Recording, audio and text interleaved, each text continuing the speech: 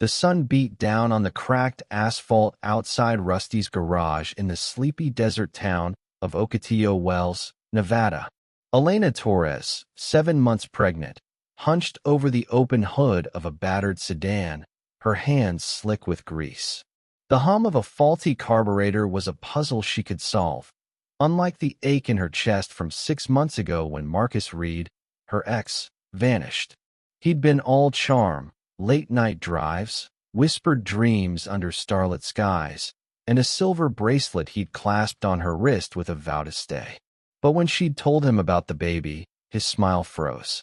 "I need space," he'd said, and by morning, his apartment was empty, his number dead. Now, Elena worked to keep her mind off him, her belly heavy with the daughter she'd raise alone. Inside the garage, her coworker Javier Cruz blasted ranchera music, grinning as he polished a fender. He'd gotten her this job after she'd lost her gig waitressing. Too many dropped trays, too many knowing looks from customers. "You've got magic in those hands, Elena," Javier had said, nodding at her knack for engines. "This place needs you." The owner, Mrs. Delgado, was kinder than most, but her sidelong glances at Elena's growing belly hinted at doubts. Still, Elena pushed through, tightening bolts and ignoring the sweat stinging her eyes. This job was her lifeline, her way to build a future for her daughter, Sophia, named after her late abuela. As she wiped her hands on a rag, a dusty pickup rolled in, its driver waving. Another fix, another day. But Elena couldn't shake the feeling that something bigger was waiting, just beyond the horizon. Elena gripped the wheel of a refurbished Jeep, the desert road stretching endless before her. It was her first solo delivery for Rusty's Garage, a 50-mile trek to a client in Juniper Flats. The late afternoon sun burned orange, casting long shadows from the Joshua trees. Pride flickered in her chest. She'd rebuilt this engine herself, proving Mrs. Delgado's trust wasn't misplaced. At 7 months pregnant, every task felt heavier, but Elena relished the freedom of the open road, the hum of tires drowning out memories of Marcus's betrayal. As she crested a hill near an abandoned diner, a figure staggered into her path, tall, disheveled, blood streaking his torn shirt. Elena slammed the brakes, heart pounding. She threw the Jeep into park and scrambled out, her boots kicking up dust. "Hey, are you okay?" The man swayed, his face bruised, one eye swollen shut. "Please help," he rasped, collapsing to his knees. Elena caught his arm, straining under his weight.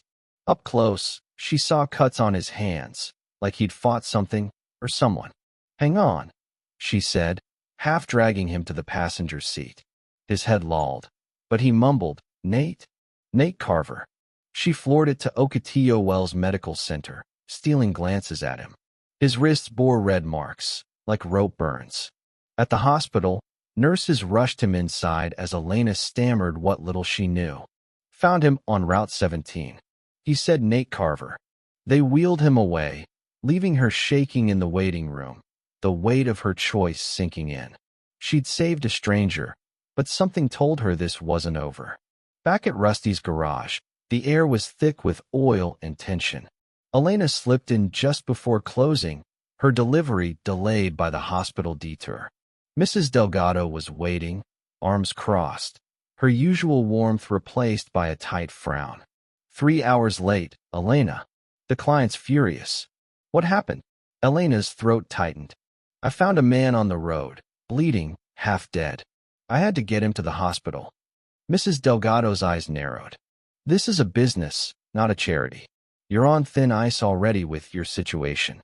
The jab at her pregnancy stung, but Elena bit her lip, refusing to let tears spill. Javier, wiping down tools nearby, shot her a sympathetic look. "She did the right thing, boss." Mrs. Delgado waved him off. "Right thing doesn't pay bills. Don't let it happen again." Elena nodded, her fists clenched as she grabbed her bag and headed home. Her tiny apartment, cluttered with baby clothes and secondhand books, felt smaller tonight. She sank onto the couch, replaying the stranger's face, Nate Carver, he'd said. Those rope marks haunted her, hinting at something darker than a random accident. As she rubbed her belly, feeling Sophia kick, Elena wondered if she'd done more than save a life. Had she stepped into something dangerous? The hospital wouldn't tell her anything when she'd called, citing privacy. Exhausted, she crawled into bed, but sleep wouldn't come. Nate's desperate eyes lingered, a puzzle she couldn't unsee, pulling her toward a truth she wasn't sure she wanted. Elena woke to a low rumble outside her apartment. Peeking through the blinds, she saw 3 polished black SUVs parked in the dawn light, their tinted windows gleaming like beetle shells. Her pulse quickened. She opened the door, still in her oversized t-shirt, to find a man in a crisp suit holding a leather folder. "Ms. Torres," he said, voice smooth. "I'm with Carver Enterprises. You saved Nathaniel Carver yesterday. His father, Vincent Carver, sends his gratitude." Elena blinked, caught off guard. "I just did what anyone would." The man smiled faintly. "Not everyone would." He handed her an envelope, heavy with cash, and a note in sharp handwriting. "You kept my son alive. Name your need, and it's yours." A phone number was scrawled beneath. "Mr. Carver may reach out again," the man added before leaving. Elena stood frozen, the envelope untouched on her counter. She'd heard of Carver Enterprises, mining, energy, untouchable wealth. Why would their heir be bleeding on a desert road? At the garage, Javier whistled when she told him. "You're in deep now, amiga." Elena shrugged, uneasy. The cash could buy cribs, diapers, a better life for Sophia, but it felt like a hook disguised as a gift. All day, she wrestled with the note's weight, her wrench slipping as she pictured Nate's bruises. By nightfall, she hadn't called the number, but the SUVs lingered in her mind, a sign she'd crossed into a world bigger than her own, one that might not let her walk away.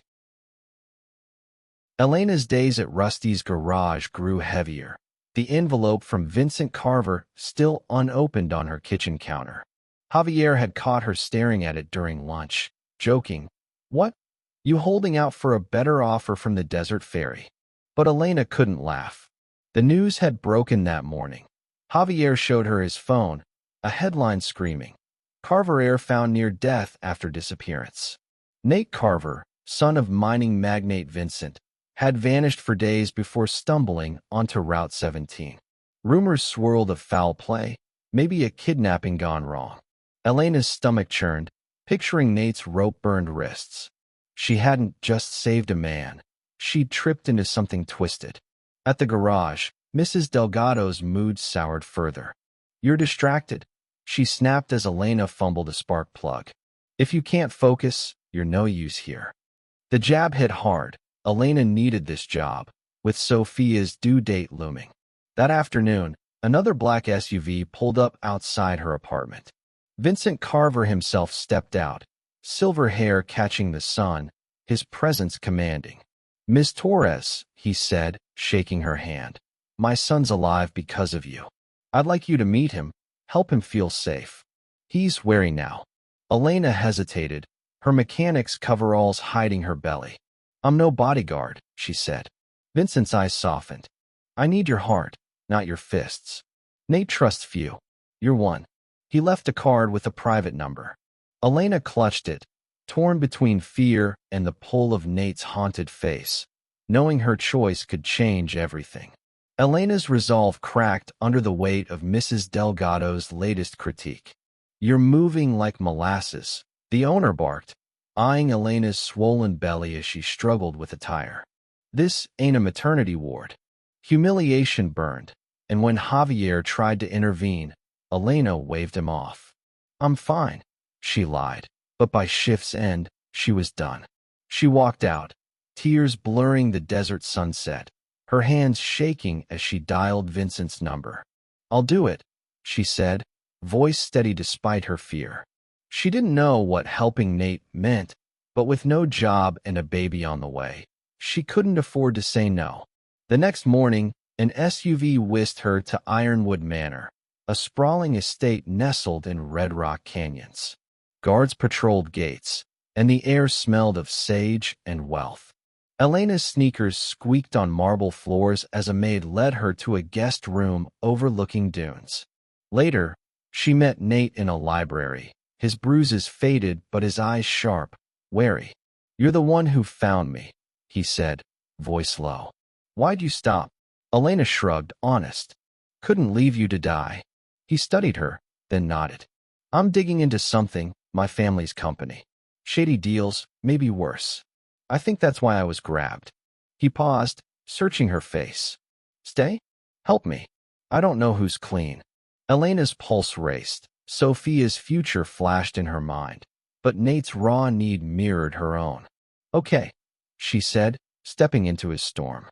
Ironwood Manor felt like a fortress, its quiet halls hiding secrets. Elena settled into a routine, bringing Nate coffee as he pored over company files, his hands trembling when he spoke of his ordeal. "I was meeting a contact in Reno," he told her one evening, voice tight. "Next thing, I'm tied up in a van, then dumped in the desert." Elena listened, her pregnancy making her slower but her instincts sharp.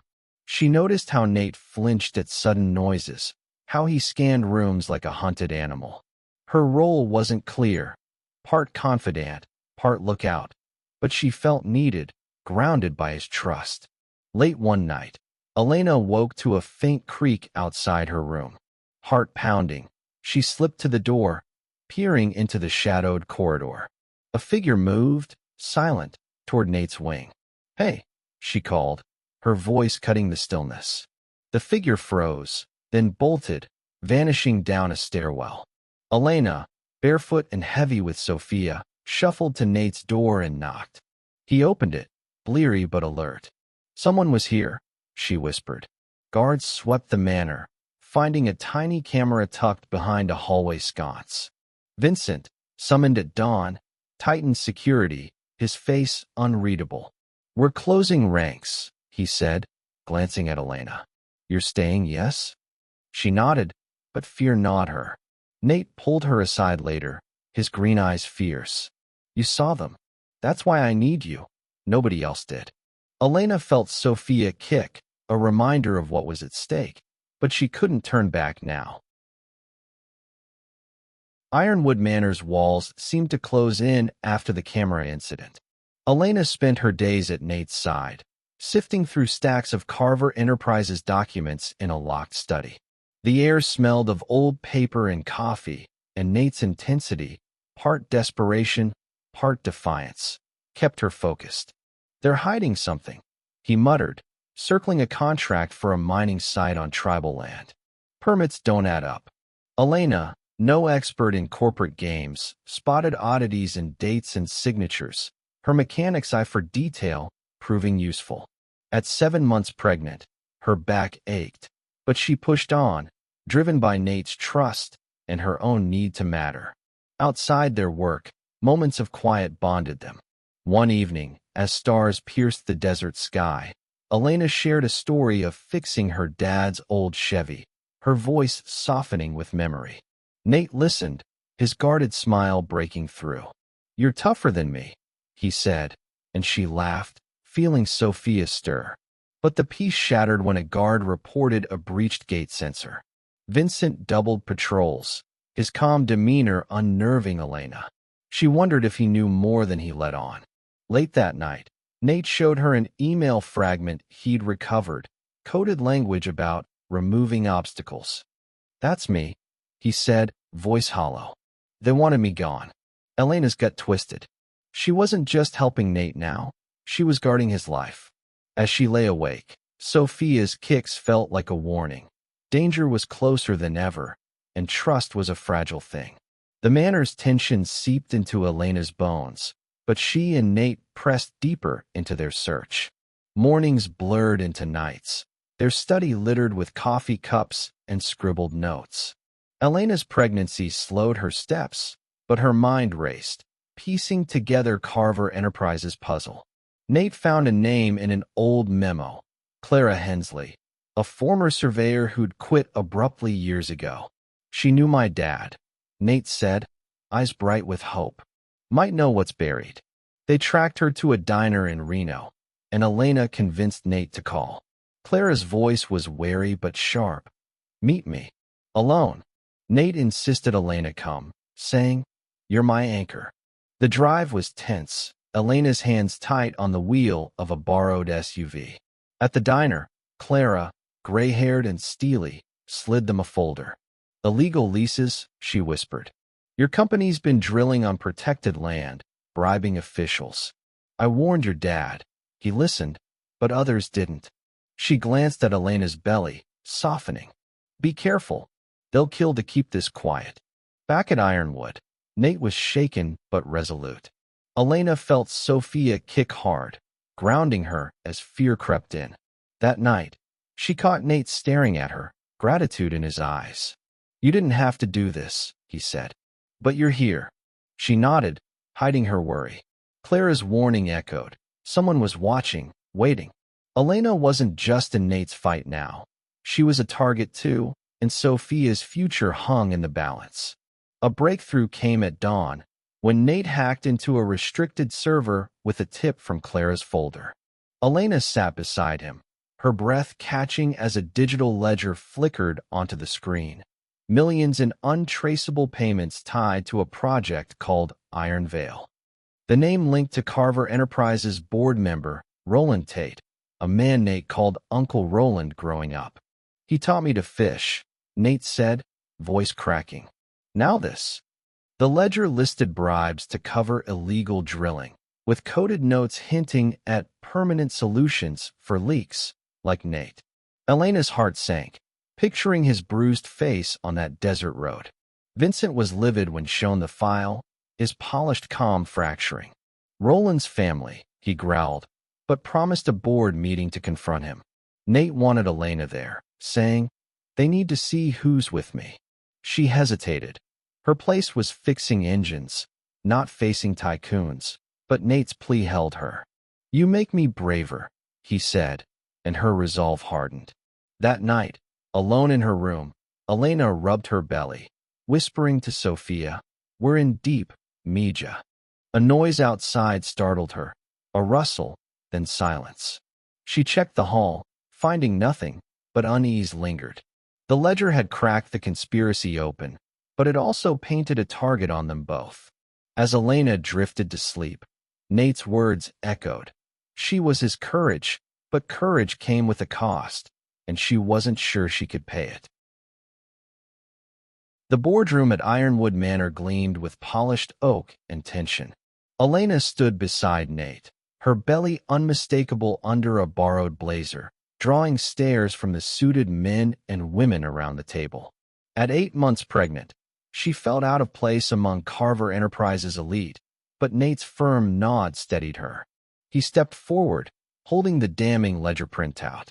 "Roland Tate orchestrated Iron Veil," Nate said, voice clear. "Illegal drilling, bribes, and in order to silence me, permanently." Gasps rippled through the room. Roland, silver-haired and smug, leaned back. "You're grasping, Nathaniel. No proof." Elena's pulse raced as Nate laid out the evidence. Dates, payments, Clara's testimony. Vincent, at the table's head, watched Roland with cold eyes.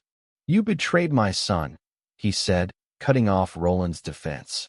"Law enforcement's been notified. This board votes now." Roland's face paled, his allies shifting uncomfortably. Elena felt a surge of pride watching Nate. Once broken, now commanding.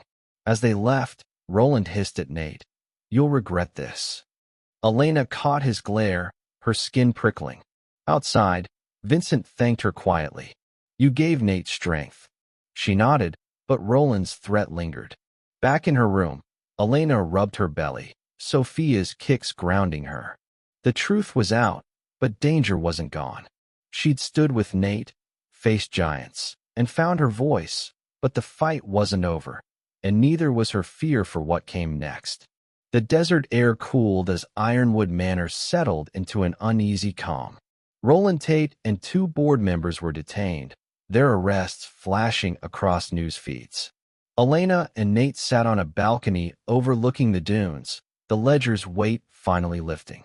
"It's done," Nate said, but his eyes were distant, haunted by Roland's betrayal. Elena touched his arm, her own heart raw from Marcus's ghost. You faced it, she said. That's enough for now. He looked at her, softer. I wouldn't be here without you, Elena. The moment stretched, fragile and warm. She hesitated, then spoke. Sophia's dad. He left when I told him about her. Didn't want the responsibility. Her voice cracked, but Nate didn't flinch. He took her hand, steady. He was a fool. Sophia's got you. And if you'll let me, I'm here too. Tears pricked her eyes, but she smiled, feeling a crack in her guarded heart. They sat in silence, hands linked, the stars above brighter than before. Later, Vincent called them to his study, outlining plans to clean up Carver Enterprises. Nate will lead, he said, glancing at Elena. And you, Miss Torres, have a place here if you want it. She didn't answer, unsure. Back in her room, Sophia kicked hard, and Elena whispered, We're figuring it out, Mija. The conspiracy was unraveling, but trust was new, delicate. Nate's promise felt real, but Elena knew love came with risks she wasn't sure she could take again. Elena's world shifted in a blur of pain and light. 2 weeks after the boardroom showdown, labor hit late at night, fierce and unrelenting. Nate drove her to Ocotillo Wells Medical Center, his hand gripping hers as she breathed through contractions. You've got this, he said, voice steady despite his wide eyes. Hours stretched, Elena's strength tested, but Nate stayed, wiping her brow, whispering encouragement. When Sophia arrived, a tiny, squalling girl with dark curls, Elena's tears fell freely. Nate's followed, his laugh shaky as he cut the cord. She's perfect, he said, and Elena nodded, too overwhelmed to speak. Javier visited the next day, bearing a stuffed cactus and a grin. You're a badass, Elena. She laughed, cradling Sophia, feeling whole in a way she hadn't since Marcus left. Nate hovered, bringing blankets, sneaking glances at Sophia with awe. When Elena caught him, he blushed. I want to be here, he said quietly, for both of you. Her heart tugged. Trust was still scary, but Nate's actions spoke louder than Marcus's empty words ever had. Discharged, Elena returned to Ironwood temporarily, Vincent insisting she rest. Nate set up a crib in her room, his care gentle but unwavering. One morning, holding Sophia as sunlight spilled through the window, Elena felt a shift. She'd saved Nate, faced danger, and built something new. Sophia's tiny hand curled around her finger, and for the first time, Elena believed she could write her own ending, one where fear didn't win. Elena stood on the porch of a modest adobe house, its terracotta walls glowing under the Nevada sun. 2 months after Sophia's birth, Nate had surprised her with the deed, a fixer-upper on the edge of Ocotillo Wells, bought with his own funds, not Carver wealth. It's yours, he'd said, handing her the keys. No strings. Elena had stared, overwhelmed, her old apartment's cramped walls of fading memory. Now, she unpacked boxes while Sophia napped inside, the scent of sage drifting from the yard. Nate hammered shelves nearby, his sleeves rolled up, humming off-key. His presence felt steady, not suffocating, a contrast to Marcus's fleeting promises. At Carver Enterprises, Nate had stepped into a leadership role, pushing reforms to undo Roland's damage. He'd asked Elena's advice on hiring locals for fair wages, valuing her grounded perspective. She hadn't taken Vincent's job offer. Her heart was in engines, not offices, but she'd started part-time at a new garage, one that welcomed her and Sophia. Javier had cheered her on, calling it her comeback tour. That evening, Nate joined her on the porch, dusting sawdust from his hands. You like it here? He asked, almost shy. Elena nodded. Her bracelet, Marcus's old gift, long gone from her wrist. It's ours, she said, meaning the house, Sophia, this life. Nate's smile was quiet, promising nothing but time. Elena looked out at the desert, feeling roots take hold where she'd once seen only sand. Elena rocked Sophia gently, the desert sunset painting the sky in pinks and golds. The adobe house hummed with life. Javier's laughter spilled from the kitchen, where he and Nate argued over chili recipes, a makeshift family dinner unfolding. Sophia cooed, her tiny fingers grasping Elena's necklace, a simple silver chain Nate had given her, no pressure attached. 9 months ago, Elena had been alone, grease-stained and heartbroken, Marcus's betrayal a fresh wound. Now, she stood in a home she'd earned, with a daughter who made every fight worth it and a man who chose her daily. Nate stepped outside, carrying 2 mugs of tea. He handed her one, his eyes catching hers in the fading light. "Happy?" he asked, voice soft. Elena smiled, the question no longer heavy. "Yeah, we made it." She meant every step, from saving Nate on that dusty road to facing Roland's schemes, from Sophia's first cry to this quiet moment. Nate had rebuilt Carver Enterprises into something honest, and Elena had rebuilt herself, stronger than she'd known possible. As Sophia drifted to sleep, Elena leaned against Nate, his arms circling her shoulders. The desert stretched wide before them, no longer a place of loss but of promise. She thought of the girl she'd been, scared and running on fumes, and whispered to herself, "You did good." The words settled deep, true at last. Whatever came next, love, challenges, life, she was ready, anchored by Sophia's warmth and Nate's steady heart. Please rate the story on a scale of 1 to 10. Let us know, what do you think? Your support means the world, and we can't wait to bring you more incredible stories like this.